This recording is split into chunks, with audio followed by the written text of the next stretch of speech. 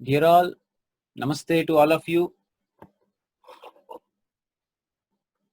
When we adopt this Namaskara Mudra, according to the Indian traditions,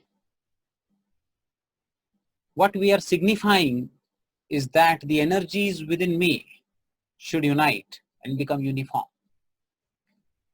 As I told you earlier also, that the right symbolizes the sun channel and the left the moon.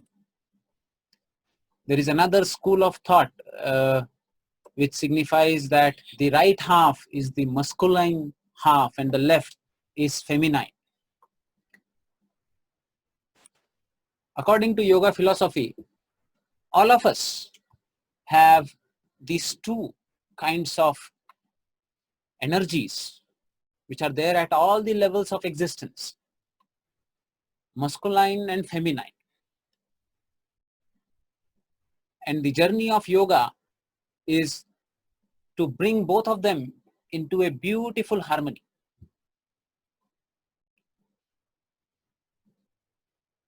As you see, the concept of shaking hand in the Western world, it signifies more masculine kind of power, a dominance that you want to prove on another by shaking hand. But Namaskar is a more gentle way where we are signifying that may energies within us come to a uniform synchrony. May the feminine and masculine energies, the sun and the moon, energies within us come to a beautiful harmony. So this is why our sages came up with this way of greeting each other. In our psyche also, you may be able to identify these tendencies.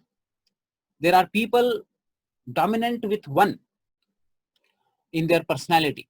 Those who are more dominant with the masculine tendencies, we see them being more dominating. These are the people who mainly have a little stronger ego.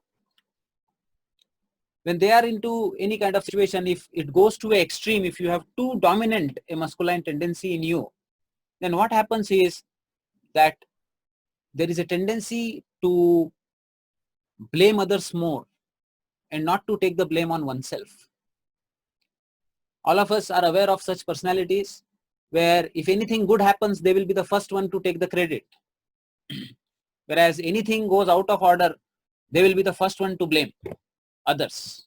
Even if it is clear that it is their fault, they will find some way to blame it on another. And if there is a slightest connection with them for anything good, they will try to take the whole credit. This is one thing that is a dominant personality that comes in the personality who are dominant with the masculine energy. Nothing good or bad. I'm telling the tendencies which these energies bring if they are dominant in you. These are one group of personalities. There is another group, the opposite extreme. These are the people too dominant with the feminine energy, and what will happen is that they will go into extremes of humbleness. So even if there is a remotest connection with them of anything that has happened wrong, they will be the first one to bend down and say, sorry, I did not intend. And they will be ready to take the whole credit on themselves and blame themselves. Whereas if they do a lot of good also, they will be the one hidden behind and they will not come forward. I'm not telling that any virtue is good or bad. I'm telling that this is how you will be able to identify which energies are dominant in you. Ultimately, we have been discussing, we discussed about the Pancha Kosha. We went into each Kosha in detail in the last 1 month. And then we have been discussing about the Ashtanga Yoga, the Yamas and Niyamas. There I told you one of the important Yama was Ahimsa. Now this Ahimsa, mainly people understand it as not harming others. But we also have to understand that Ahimsa also means that you do not do injustice to yourself and harm yourself.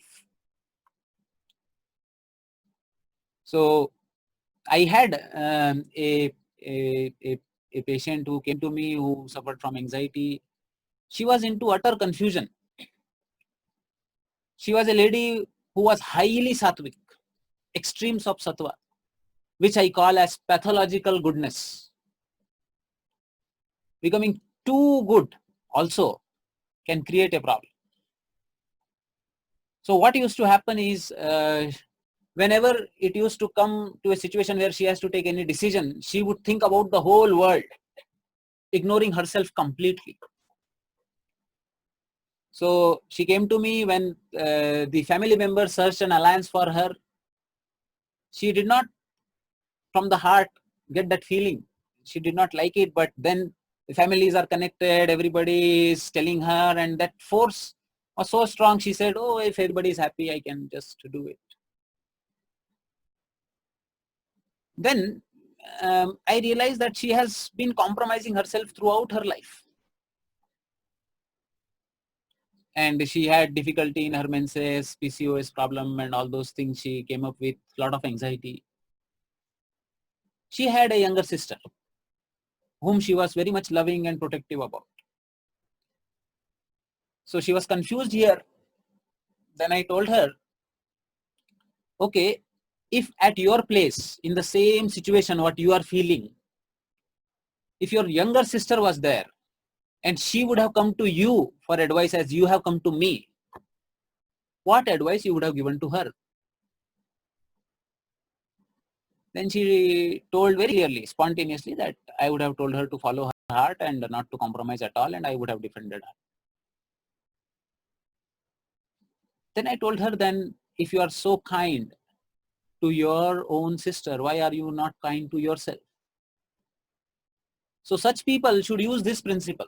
If they are confused in their life, what is to be done? Then they should put at their place their own loved one and see what advice they would give to them. And that advice they should give to themselves and follow that. In fact, I have seen some cases where it has gone to extremes. A newly married lady comes to a new house and she has never had an habit of telling no to anybody. And what happens is, from morning till evening, she's busy serving others, doing so many things, preparing breakfast, helping all the family members with their stuff. Everybody's praising her. And then with time, it has gone to such an extent that even people who are junior to her, the brother-in-law, they come to the house and he throws the shoes somewhere, socks somewhere, and he tells, Bhabhi, please keep it. So she goes and keeps everything in place. So she has become extra humble. And everybody's praising her. She's running throughout the day, but nobody is even asking whether she has had food or not. So she tolerated this, went on for years. But then suddenly the lady comes up with a emerging ovarian tumor in an advanced stage. So we don't know. The emotional energy that is generated within us, which is not expressed, this is not a clear-cut association that we can say that this is a cause and effect. But as we deal with patients, as we go into their psyche, we understand that there are several locks of energy, the emotional energy which remains within. And there are various complexes which we see that there is some association. Now, these are called as type C personalities, pathologically good. So here, I would consider that it is also an ignorance that you consider yourself as separate and the whole creation as separate, and you only care about others and not yourself. True knowledge is that you will see the same divinity in people around you, and the same divinity you will see within yourself, and respect yourself also and love yourself also. So therefore, people who are on both the extremes should come to the middle, and that is what the namaskar signifies.